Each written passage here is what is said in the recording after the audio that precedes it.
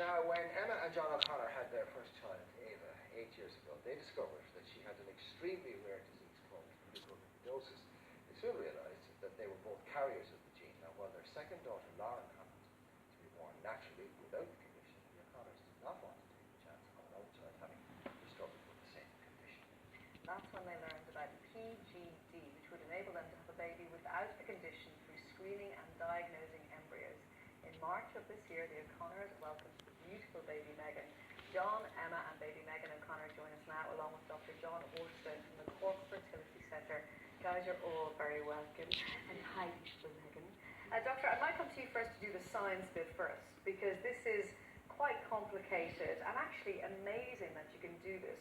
So you essentially screened the embryos to ensure they wouldn't carry the same, I was about to say genetic flaw, but that's probably not it, genetic markers, is it? Same genetic condition. Yes, yeah. So essentially PGD, which stands for pre-implantation genetic diagnosis, is for couples like John and Emma who are healthy themselves, but typically who carry a gene. And that means that when they have a baby, there's a 1 in 4 chance that any child they have will be affected by the condition. So how does it actually work? Well, these couples, they could get pregnant naturally, but what we try to do with PGD is we try to get them pregnant by using IVF treatment. IVF treatment is usually for couples who are aiming to get pregnant naturally, not for couples who are afraid to get pregnant. But when we do IVF, normally we generate a number of eggs simultaneously. Normally, a woman produces 1 mature egg each month. When we do IVF, we put the woman on medications and she produces a number of mature eggs. That's the whole crux of it. So typically 10 to 20 eggs are produced in an IVF cycle. And generally when we do ordinary IVF, so to speak, at the end of the day we pick out what seem to be the best embryos and we put them back and we hope to get a baby. But the twist when we do PGD is we do the IVF process, but then before we make the selection about which embryos to go back, we can biopsy each embryo that looks promising. And we do that at the 5-day stage when they're called blastocysts, and there's about more than 100 cells present in each embryo. So our scientists make a little hole using a laser in the shell that surrounds the 5-day embryo, and we're able to extract 3, 4, 5 cells from the more than 100 that are present.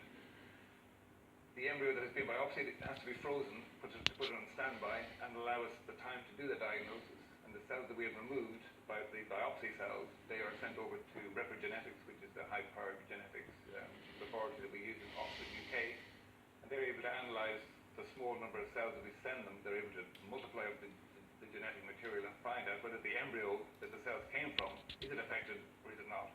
And then they will come back to us in due course and say, okay, number 1 embryo is safe, we can put that one back, number 2 is affected, don't put that one back. So they can sort our embryos, which we have frozen on standby.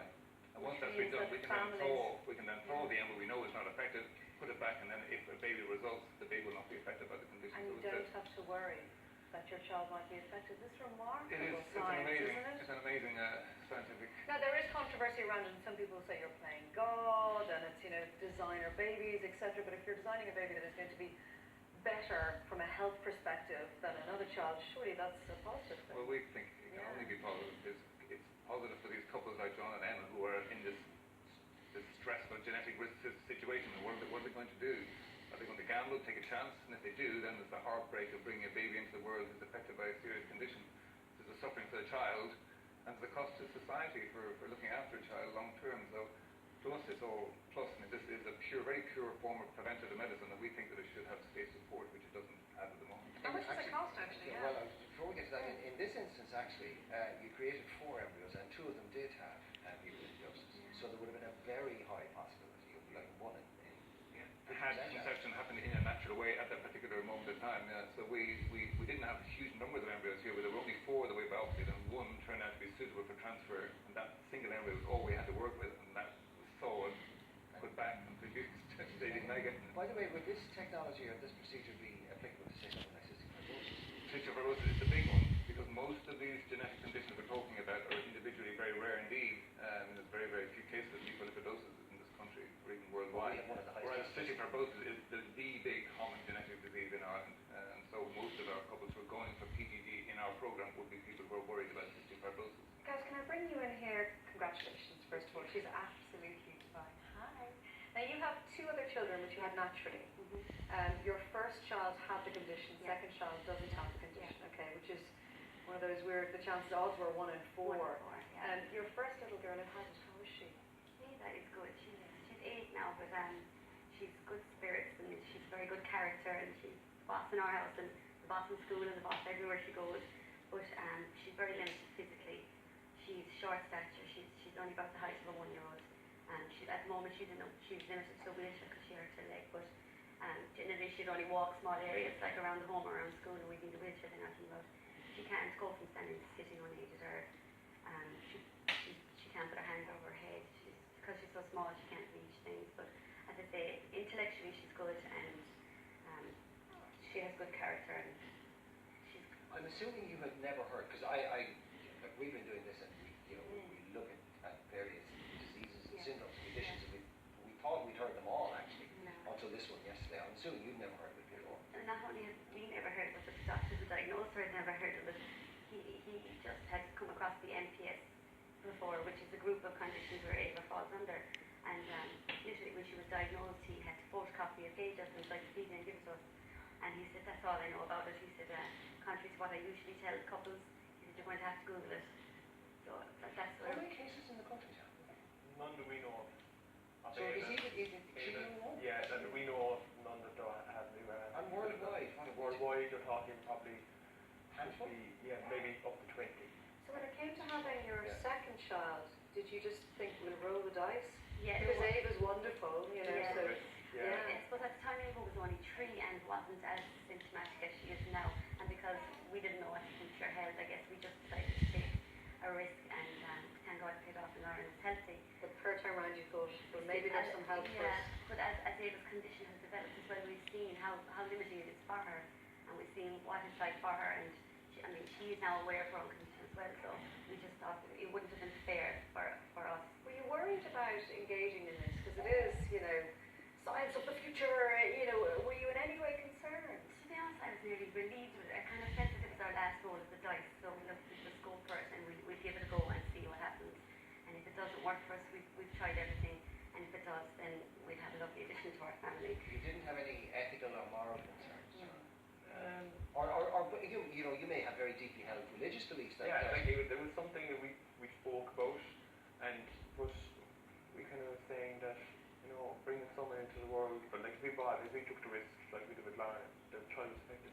You're bringing the child into a world of pain, and mucolipidosis there's no cure, there's no treatment, so it's a life-limiting disease. So it's going, we didn't want to do that again. So that like the moral high ground kind of took a low. We really enjoyed, took a low point to it. Anything to have this child. Dr. Can I ask, there will be a lot of parents at home, and maybe parents who are thinking, who have realised after their first child that they are carriers of certain genetic conditions.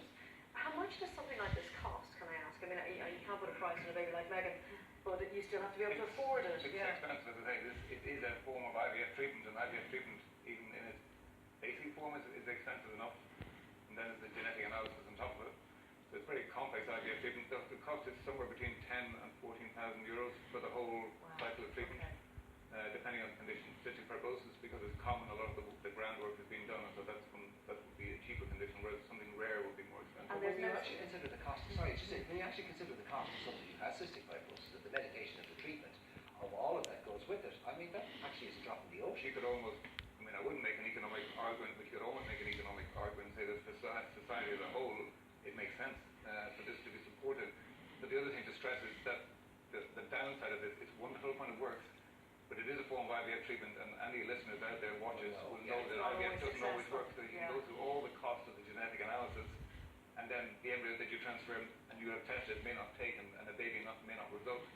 John, so you have to be successful at IVF to make this fly. Okay. You're a doctor and you're a scientist first and foremost, and really that's all the outcome that you're interested in, the best outcome for the patients, the people that you're dealing with. What about the ethical aspect, stroke legislation aspect of this? I'm sure, as a person operating in this area, you would be very unhappy with the lack of clarity in our legislation. Well, we've a very limited amount of legislation relating to assisted reproduction was introduced recently in the Children and Family Relationships Bill, but other than that, there is no legislation, and there's no legislation for the whole of IVF, including PGD. That means we're in a bit of a vacuum. So when couples come to us and say, can you do PGD for this condition, basically what we're doing is we're using the UK criteria, because in the UK there is legislation that has been for a long time, and there they have a list of conditions for which they feel that the PGD is technically applicable. John, if there are families watching this morning who would like to talk to information, or how do they contact you? They can contact us at Cork Fertility Centre in Cork or at one of our outlying clinics. We have clinics also in Waterford and in Limerick. So any of those clinics we can be contacted at by couples who are worried about the genetic condition and who may feel that PGD might be right for them. Well, it was certainly right for you guys. She's absolutely gorgeous. I'm glad it worked out so well for you guys. Yeah. See, and to people who kind of think there is controversy around it and there's ethical issues, It's very hard to look at Megan and We just wanted a healthy child, you know. So when people say that about designer babies and stuff, we didn't want a boy or we didn't want a wife, we just wanted a healthy child.